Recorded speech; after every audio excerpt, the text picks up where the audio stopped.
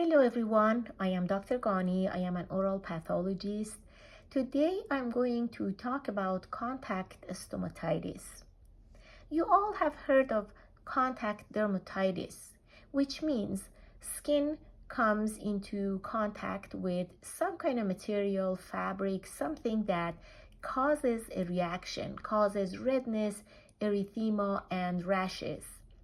For example, you might have seen people that they say, oh, I can't tolerate wool or polyester. As soon as I wear a wool sweater, my skin gets itchy. Some people, they cannot wear a watch or bracelet. They say immediately they feel their skin is showing reaction. Same thing happens in the oral cavity, and we call it contact stomatitis. Contact stomatitis usually after removing the cause goes away. And if it is long-lasting and persistent, we call it lichenoid reaction. In my other videos, I talked about lichenoid reaction. This patient was referred to me because of the right side of inner lip.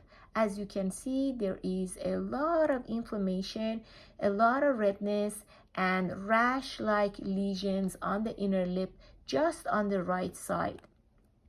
It is very interesting that some people, they prefer to chew on one side. It's just a habit. Some people, they chew, for example, on the right side because they have lost some teeth on the left side. They're more comfortable to chew on the right side. But a lot of people, they just prefer one side. They have a preferred side. And some believe that if you're right-handed, you chew more on the right side. I have not noticed that, but definitely I have seen people that they are chewing just on one side of their mouth. Believe it or not, sometimes I offer the patient a piece of gum and we test the patient.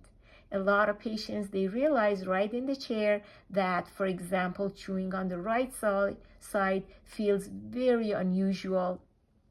So this patient, I checked her and she was a right side chewer.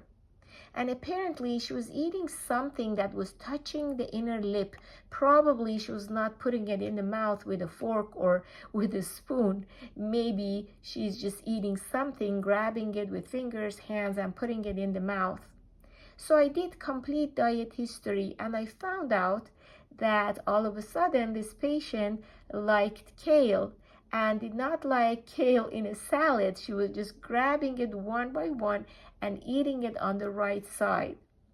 So I asked her to avoid it, and after 10 days I called her and she said everything went back to normal.